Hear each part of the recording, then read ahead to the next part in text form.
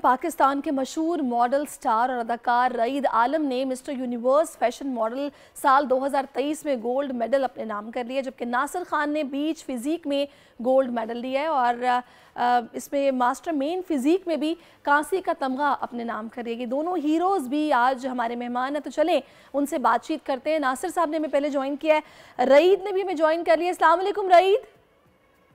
वालेकुम सलाम। पहले तो आपको ढेर सारी मुबारकबाद, माशाल्लाह से ज़बरदस्त आप मिस्टर यूनिवर्स फैशन मॉडल मुंतखब हुए हैं। थैंक यू सो मच आपका कि आपने मुझे इस शो पे बुलाया, इनवाइट किया।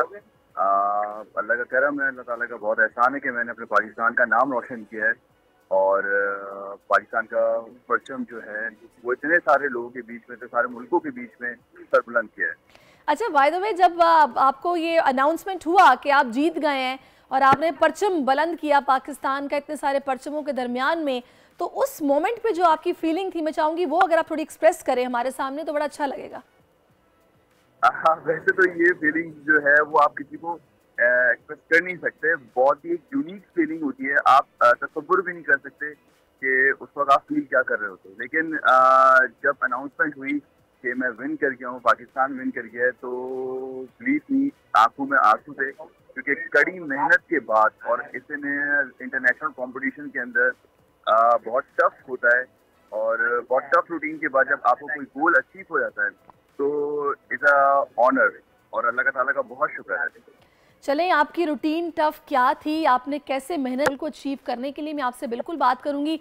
नासिर साहब से हमारा राब्ता बहाल हो गया। नासिर साहब, अस्सलाम वालेकुम और बहुत बहुत मुबारकबाद आपको। वालेकुम अस्सलाम, थैंक यू वेरी मच। तो नासिर साहब, क्या आपके जज्बात थे जब आपको ये पता चला कि आप बीच फिजिक के मिस्टर बन गए हैं और ये मुकाबला इसमें आपने माशाल्लाह से गोल्ड मेडल लिया है? क्या आपके जज्बात थे उस वक्त? मैं उस वक्त ये खुशी जो इस वक्त से पहले कंपटीशन लड़ा था इंटरनेशनल पाकिस्तान के लिए, मैं वैसे भी रेसलिंग करता हूँ, लेकिन मुझे ये खुशी जो पाकिस्तान के लिए की है, ये खुशी अनबिलीवेबल है। इसका मैं एक्सप्लेन नहीं कर सकता अल्फाजों में। अच्छा, अब मुझे ये भी बताइएगा कि बीच फिजिक का ये बहुत सारे लोग ऐसे होंगे जो कि नहीं जानते होंगे इस टाइटल के हवाले से थोड़ा सा इस टाइटल के बारे में बताएंगे, किस तरह का टाइटल है ये? बीच फिजिक के अंदर आपकी बॉडी जो होती है बिल्ड, जो मॉडल टाइप होती है, उसमें बहुत मैसिव बॉडी बिल्डर आप नहीं होते। आपके एब्स क्लियर होते हैं, आपके अंदर उसके अंदर जीन्स पहननी होती है और शूज होते हैं, तो उसके अंदर सिर्फ अपर बॉडी शो होती है। आपने जीन्स के साथ उसमें थोड़ा आपने अपर बॉडी दिखानी होती है। ये बीच की जो बॉडी होती है, जो पूरी दुनिया में एब्स क्लियर होते हैं, शोल्डर, ट्राइसेप, बॉडी का बहुत मस्कुलर वो होता है।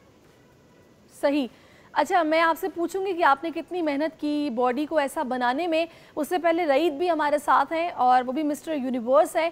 तो रईद, आप बताइएगा आपका रूटीन क्या था, कब से आपने काम शुरू किया, फिर आपने इस कंपटीशन में पार्टिसिपेट कैसे किया? ऑलमोस्ट तकरीबन ये 6 महीने की मेहनत थी। मेरे जो कोच हैं वलीद, उन्होंने मुझे कहा कि you should participate in international competition, तो और ये पाकिस्तान की तरफ से तुम्हें, हम चाहते हैं कि तुम पाकिस्तान की तरफ से खेलो। मैं आपको बता नहीं सकता कि इस 6 महीने के अंदर मैंने नमक, सॉल्ट, आपका शुगर, आपके कार्ब्स एक तो कैलकुलेटेड होते हैं, साथ ही साथ शुगर और कार्ब्स जो है वो शुगर और सॉल्ट जो है वो मेरे टोटली आखिर के 1 महीने में बंद भी था, हाँ। ताकि स्किन ठीक अच्छी हो। और ये मैं आपको बता दूं कि ये नॉर्मल नहीं है। आपको कुछ बीमार बीमार अपने वाली फीलिंग नहीं आई कि शायद मैं बीमारों को बाज़-औक़ात, वैसे तो अल्लाह ताला सबको सेहत है, इस तरह का खाना मिलता है कि जनाब आपको नमक भी नहीं मिलेगा, आपको चीनी भी नहीं मिलेगी, क्योंकि आप हाइपरटेंशन और शुगर दोनों का शिकार हैं। एक्चुअली अगर आपको कोई चीज़ अचीव करनी है तो आपको अपने कंफर्ट जोन से बाहर निकलना होता है, और वरना आप अचीव नहीं कर सकते। सही। तो आपको मोटिवेट किस चीज़ ने रखा? मतलब ज़ाहिर है एक तो ये टाइटल था कि जो आपको जीतना था, आपका टारगेट था। इसके अलावा हाँ, दरमियान में कभी अगर डीमोटिवेशन फील हुई तो आपने उसको कैसे कवर किया? डीमोटिवेट, मैं बिल्कुल बीच में डीमोटिवेट हुआ, लेकिन मेरी वाइफ, मेरी माँ और मेरा बेटा, इन लोगों ने मुझे बहुत सपोर्ट दिया है, और साथ साथ मेरा कोच। लेकिन जब वो पाकिस्तान का जब नाम आता है ना, पाकिस्तान के जज्बे के लिए नाम आता है कि पाकिस्तान का सर बुलंद करना है, तो ऐसा मौके लाइफ में आपको बहुत कम मिलते हैं। तो मेरे पास यही एक मौका था कि मैं अपने मुल्क के लिए कुछ कर सकूं। ज़बरदस्त, बेहतरीन, यही जज्बा चाहिए। अच्छा, अब नासिर साहब आप भी ज़रा बताइएगा अपनी जर्नी के हवाले से, आपने कहाँ कहाँ अपने मुंह पे टेप लगाया कि मैं ये नहीं खाऊंगा, मैं ये नहीं खाऊंगा और मुझे इस मुकाबले में जनाब जीत के आना है, गोल्ड मेडल तो लाना है। बेसिकली डाइट जब आप करते हैं तो आपके मूड सही होते हैं और आपकी जो है ना, आप किसी से बात सही तरीके से नहीं करते, सब चीज़ जब रोकी जाती है बिल्कुल और सही कहा। आप कहते हैं कि मेरे पास सारी अल्लाह की नेमतें हैं और मैं नहीं खा रहा, तो मैं तो वो जगह ही सारी चेंज कर देता था, सब दोस्तों को बोलता था कि भाई ना तो मेरे सामने कुछ खाना है ना मैंने आना है। तो उस वक्त बॉडी के और माइंड का कंडीशन ऐसा होता है कि घर वालों को या नौकरों को भी बोलते हैं कि भाई हमसे एक से दूसरी बात नहीं करना, उल्टा चल रहा होता है। तो अच्छा, वैसे बाय द डाइट वे मुझे एक बात बताइएगा नासिर साहब कि जब ये क्रेविंग्स होती हैं तो फिर कैसे आप खुद को मतलब रोकने की कोई टिप्स तो दें ना नाज़रीन के लिए। जब माशाल्लाह आपने इतनी ज़बरदस्त बॉडी बनाई है कि आप मिस्टर मतलब बीच फिज़ीक ही बन गए और गोल्ड मेडल आपको मिल गया, तो कोई इसके पीछे जो राज एक है कि कैसे आप खुद को मोटिवेट भी रख सकते हैं, अपनी क्रेविंग्स को रोक सकते हैं, कैसे आप लगन के साथ टारगेट अचीव करते हैं? बेसिकली मैंने अपना रूटीन ऐसा किया हुआ था कि मॉर्निंग में भी जिम जाता था, वहीं टाइम स्पेंड करता था। दोपहर के जो कुछ घंटे होते थे उसमें थोड़ा आराम करता था, फिर शाम में भी जिम में होता था। या तो लोगों के साथ जो है ना अपने आप को इंटरेक्शन में रखता था कि माइंड के अंदर ज़्यादातर भूख का, खाने का और मील के अंदर ये मसला, अगर आप इसको स्किप मील की बजाय छोटी मील लें, मतलब शॉर्ट मील लें 2 आवर्स में, तो पोर्शंस ले तो आपको फिर इतना प्रॉब्लम नहीं होती। इतना क्रेविंग जब होती प्रॉब्लम नहीं होता, लेकिन आप तो माशाल्लाह से किचन से ही 12 घंटे दूर रहे तो फिर आपके लिए तो कदरे आसान हो गया क्योंकि जिम में वक्त गुजारा आपने। अगर आप बढ़ाते हैं ना भूख सही के बीच में, डाइट के बीच में, तो वो आपको थोड़ा सा नॉर्मल रखता है, आपकी ज़्यादा भूख नहीं लगती। सही। अच्छा चले, मैं अब आती रही आपकी तरफ, मुझे बताइएगा आप माशाल्लाह मॉडलिंग भी कर रहे हैं, तो अभी तो जो टाइटल आपको मिला है इसमें भी आपको काफ़ी ज़ाहिर है अप्रिसिएशन भी मिलेगी और यहाँ मदद भी मिलेगी इस टाइटल के बाद। तो आगे आपके क्या प्लान्स, क्या है, क्या करना है इसके बाद? डेफिनेटली इंटरनेशनल मॉडलिंग करनी है मुझे और प्लान तो जितनी भी आप वैसे तो आप जितनी प्लानिंग कर लो अपनी लाइफ के लिए, लेकिन होता वही जो अल्लाह ताला चाहता है। बेस्ट यही है कि आगे इंटरनेशनली जितने भी कॉम्पिटिशन होते हैं फैशन मॉडल्स के, वो उससे पार्टिसिपेट करूं और यूं ही एक जो जज्बा जो पैदा हो गया है उससे जिंदा रखूं। इंशाल्लाह इंशाल्लाह, ऐसे ही पाकिस्तान का नाम भी रोशन करना है। अच्छा नासिर साहब, आपके क्या प्लान्स हैं, आपको अब नेक्स्ट क्या करना है? मुझे इंशाल्लाह अपकमिंग इवेंट है एक आफ्टर 6 मंथ, अभी लॉन्ग पीरियड है इसमें, तो मैं बहुत अच्छी, अभी तो मेरे लिए ये 21 तारीख की जो डेट थी कंपटीशन की, हमारी चांद रात थी। मतलब कंपटीशन किया और हमारी डाइट खुल गई है, तो ऑलमोस्ट मैं 5 to 6 kg वेट तो बढ़ा चुका हूँ इस 4-5 दिन के अंदर। तो अभी हमने गेनिंग करना है पूरे 3-4 महीने दोबारा, सब ओपन डाइट हो गई है, तो आराम से सब खाऊंगा पीऊंगा, मजे सही, करूंगा। ज़बरदस्त उसके बाद ज़बरदस्त। अच्छा कंपटीशन मुझे जो करेंगे। मुझे ये बताएगा कि ये टाइटल्स जो हमने अभी सुने हैं, मास्टरमैन फिज़ीक और बीच फिज़ीक, इनमें क्या क्राइटेरिया होता है, किस तरह जज किया जाता है इस मुकाबले में और फिर उसके बाद ज़ाहिर है इनाम मिलता है या टाइटल मिलता है, कुछ बताएंगे इन मुकाबलों के हवाले से? देखिए पॉइंट्स होते हैं, अगर जज 5-6 जज बैठे होते हैं, वो पॉइंट्स चेक करते हैं, बाइसेप का, चेस्ट का, लेग का, बॉडी, बाकी आपकी जो पोजिंग होती है, कॉन्फिडेंस लेवल होता है कि आप स्टेज पे आते हैं लोगों के सामने किस तरह बॉडी एक्सपोज करते हैं, वो एक एक मसल जो आपकी बॉडी के अंदर है वो कैसे बाहर आता है, लोगों को नजर आता है, तो इसके पॉइंट्स होते हैं सारे ज़्यादातर। अच्छा कभी कभी उसके बॉडी पॉइंट्स। की पोजिंग अच्छी नहीं होती, कभी कभी पोजिंग बहुत अच्छी होती है, बॉडी अच्छी नहीं होती, तो सब चीज़ों को वो लेके चलना पड़ता है, तो कहीं जाके फिर जज आपको पोजीशन देता है। सही, ज़बरदस्त।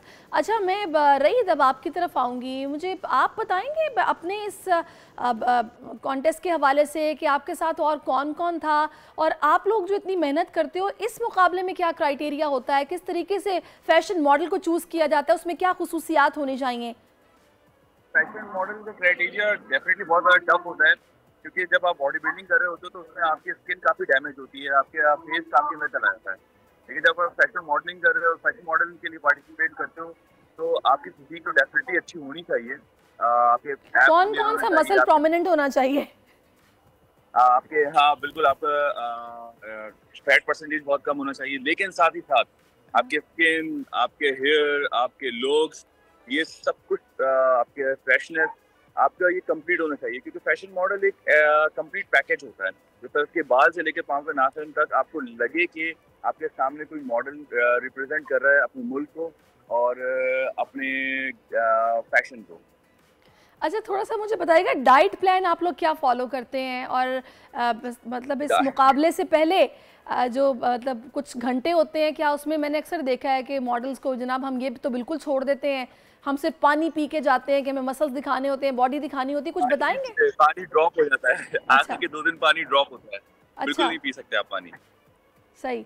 और खाने पीने में क्या क्या, मतलब ठीक है आपने बताया वाइट जो शुगर है या वाइट सॉल्ट, ये दोनों तो माइनस की आपने 6 महीने, खाते क्या थे आप? वो लड़के जो इस वक्त आपको स्क्रीन पर देख रहे हैं और वो मॉडल बनने के ख्वाहिशमंद हैं, वो बिल्कुल के जानना चाहेंगे कि जनाब हम भी तो अपनी रूटीन कुछ बनाएं।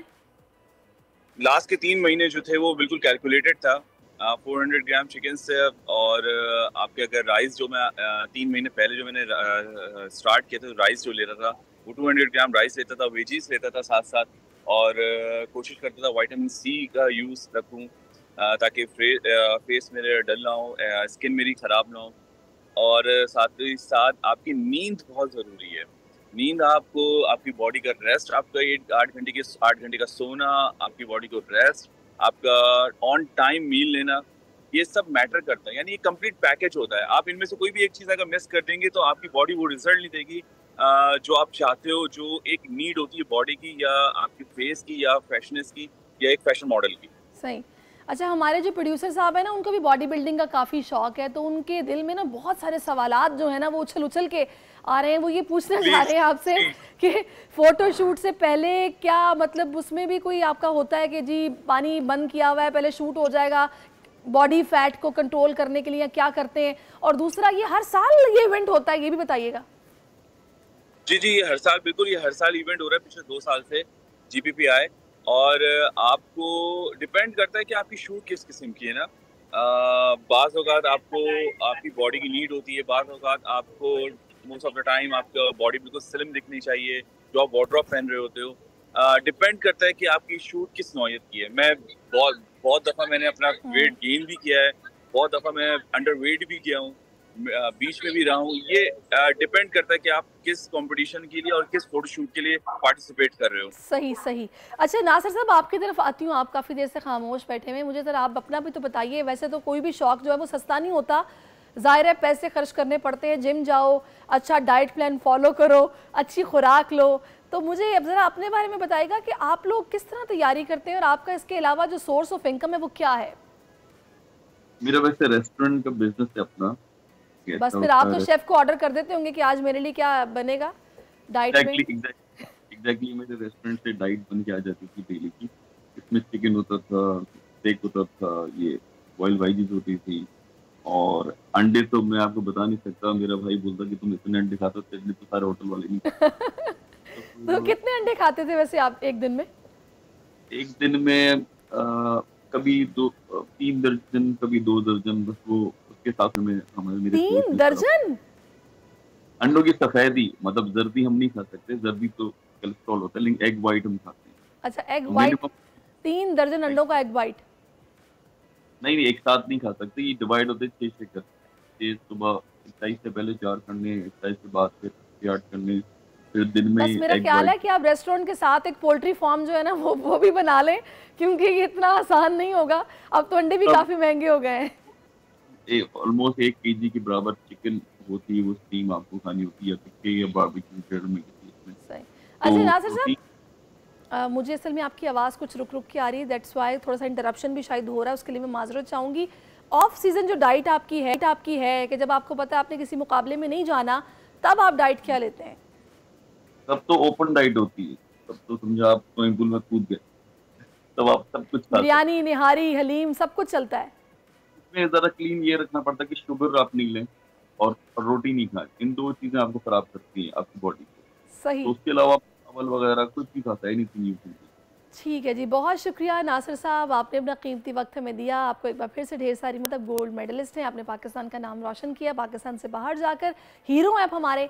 तो और रईद में आपका भी बहुत बहुत शुक्रिया अदा करूंगी, और आप दोनों इसी तरह मेहनत भी करते रहें और अपने आप को संवारते रहें, लोगों को इंस्पायर करते रहें। सब्सक्राइब करें और बेल दबाएं ताकि कोई खबर रह न जाए।